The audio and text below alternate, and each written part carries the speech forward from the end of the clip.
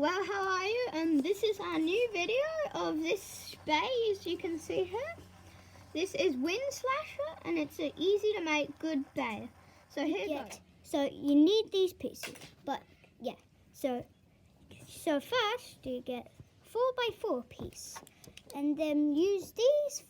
You need 4 of these and put them around like this.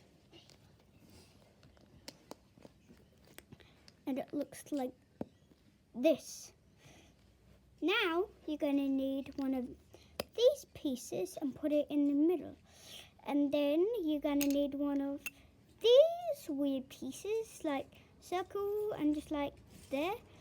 And then put it in the middle like that.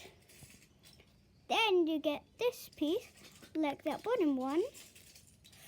Push it on and it should click.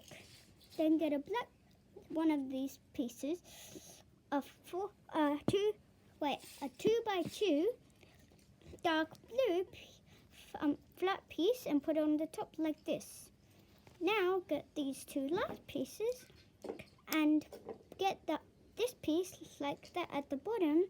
Now put it like this. Let's see how it spins. Pretty good, huh? Don't forget to like and subscribe to this video. Bye guys!